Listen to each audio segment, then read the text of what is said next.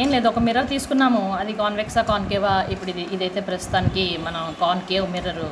And image ఒక object తీసుకున్నాము. ఈ ఆబ్జెక్టు మిర్రర్ మీద పడ్డాక దాని ప్లేస్మెంట్ని బట్టి ఎఫ్, సి, ఇన్ఫినిటీ వీటి తలక ప్లేస్మెంట్ని బట్టి అది పెద్దదవుతుందా చిన్నదవుతుందా, ఉన్నదానికన్నా పెద్దదిగా కనిపిస్తుందా ఇమేజ్గా, చిన్నది కనిపిస్తుందా అనేది మనకి చెప్పేదే మ్యాగ్నిఫికేషన్.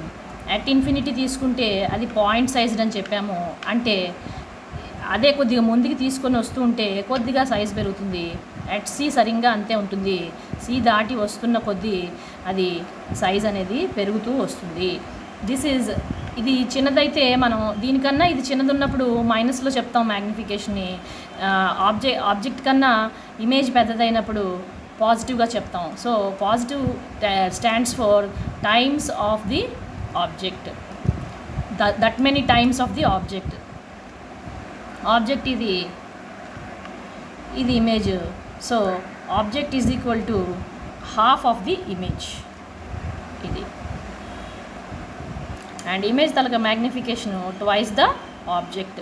సో ఇక్కడ మ్యాగ్నిఫికేషను +2 అంటే it is twice the object. I equals to O అంటే at the center of curvature of the mirror.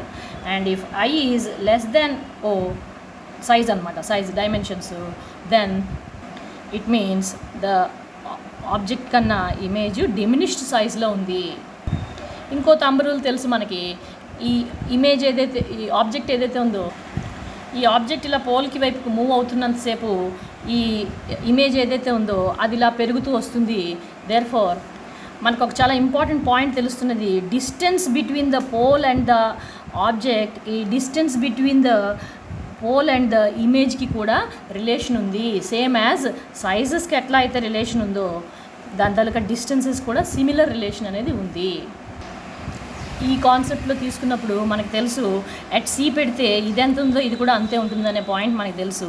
So ఇక్కడ మనం ఈ పోల్ దగ్గర కూడా మనం ఒక పెర్పెండిక్యులర్ డ్రాప్ చేసుకుంటే పోల్ టు ద ఆర్క్, మనకి ఇక్కడ కూడా ఈ మొత్తం ఒక ట్రయాంగిల్ ఈ రెక్టాంగిల్ అనేది ఫామ్ అవుతుంది ఇక్కడ. బికాజ్ ఇది మనకి పెర్పెండిక్యులర్గా ఉంది కాబట్టి మొత్తం పెర్పెండిక్యులర్ టు ద, ఇదేమో ప్యారలల్ లైన్స్ అని తెలుసు మనకి, and passing through the focus. కాబట్టి ఈ రూల్స్ అన్నీ పెట్టుకుంటే మనకి ఇక్కడ ఒక రెక్టాంగిల్ ఫార్మేషన్ జరిగింది. ఏ డాష్ అనేది ఒక రెక్టాంగిల్, ఇక్కడ 90 degrees. దేర్ఫోర్ అండ్ రెక్టాంగిల్స్ అనేవి బైసెక్ట్ చేస్తాయని తెలుసు మనకి. అదే డయాగ్నల్స్, రెక్టాంగిల్స్ తాలూకా డయాగ్నల్స్ బైసెక్ట్ చేస్తాయని తెలుసు. Therefore CF is equal to FP కూడా మనకి ఇక్కడ ప్రూవ్ అవుతుంది. ఇందులో నుంచి చాలా ప్రూఫ్లు తీసుకురావచ్చు. ఇందులో ఇవి రెండు కాంగ్రెన్సీస్లో నుంచి మనకి this is equal to this వస్తుంది. యాంగిల్స్ కూడా ఈక్వాలిటీ, ఇక్కడ 90 degrees, ఇక్కడ 90 degrees. ఈ ఆల్టర్నేట్ ఇంటీరియర్ యాంగిల్స్ వల్ల ఈ రెండు యాంగిల్స్ ఈక్వాలిటీ వస్తుంది. ఈ రెండు ట్రయాంగిల్స్ మనకి సిమిలారిటీ వస్తుంది. దీనిలో నుంచి మనకి 1/u + 1/f = 1/u + 1/v = 1/f formula కూడా డెరివేషన్ అనేది ఇందులో నుంచే వస్తుంది. అలాగే మ్యాగ్నిఫికేషన్ కూడా మనకి తెలుసు. ఈ ప్రిన్సిపల్ యాక్సిస్ ఏదైతే ఉందో ఇది మన తాలూకా నార్మల్ అని తెలుసు మనకి. So normal divides the I and the I = R అని మనకి లాస్ ఆఫ్ రిఫ్లెక్షన్ ద్వారా మనకి తెలుసు.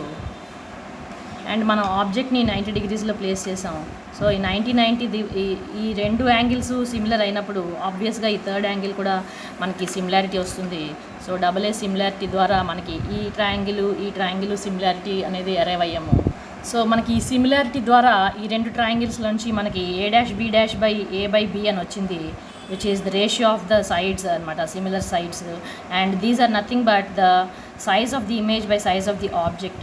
And this is the formula for magnification. And not only that, మనకి ఇంకొక సిమిలారిటీ కూడా వచ్చింది. ఈ యాంగిల్స్ రెండు ఇది ఈక్వల్ కాబట్టి sides opposite to the angles అవి కూడా సేమ్ రేషియోలో ఉంటాయి. సో B అండ్ P అనే సైడ్, దీనికి ఆపోజిట్ ఇది B అండ్ P, దీనికి ఆపోజిట్ B'P. సో B'P/BP కూడా సేమ్ రేషియోలో వస్తుంది అనేది ఈ సిమిలారిటీ ద్వారా మనం ఇప్పుడు ఎస్టాబ్లిష్ చేసాము. దేర్ఫోర్ మ్యాగ్నిఫికేషన్ తాలూకా ఫార్ములా వచ్చింది. ఇందులో నుంచే మనకి ఏం తెలిసింది అంటే distances also matter for magnification. Distances ఇందాకే ఆల్రెడీ ఎక్స్ప్లెయిన్ చేశాను, దానికి దీనికి రిలేషన్ అనేది ఎస్టాబ్లిష్ అయిపోయింది. ఇప్పుడు మనకి ఇక్కడ distance of the image by distance of the object will also give the magnification. Trigonometry కూడా మనకి యాంగిల్స్ చేతిలో ఉంటే ఆ పని కూడా అయిపోతుంది. ఇప్పుడు మనం సైన్ కన్వెన్షన్ ఆల్రెడీ నేర్చుకున్నాం కాబట్టి మ్యాగ్నిఫికేషన్ తాలూకా సైన్ కన్వెన్షన్ ఇక్కడ ఆబ్జెక్ట్స్కి అప్లై చేద్దాము. ఇది మన తాలూకా ఇన్సిడెంట్ రే డైరెక్షన్ కాబట్టి ఇది పోల్ నుంచి మనం ఇప్పుడు మెజర్ చేస్తున్నాము. ఏ డాష్ బి ఎలా ఉంది? బి అసలు ముందు ఇది డౌన్ సైడ్ ఉంది.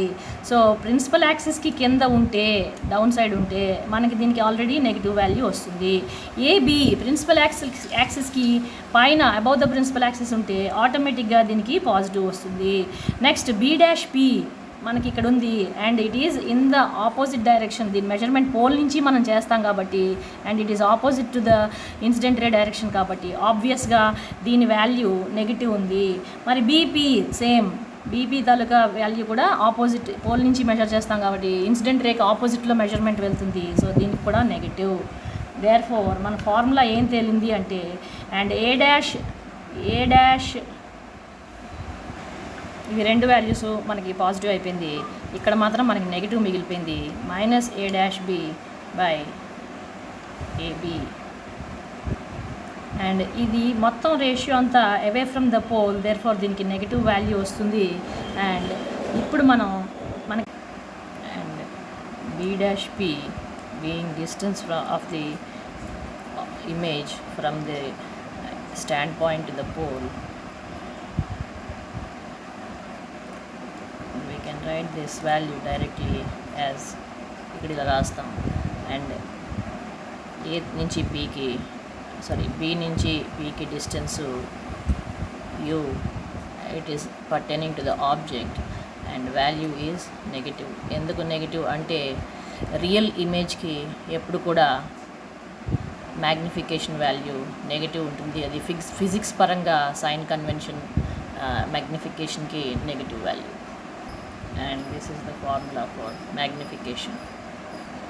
So ultimately మన ఫార్ములా మ్యాగ్నిఫికేషన్కి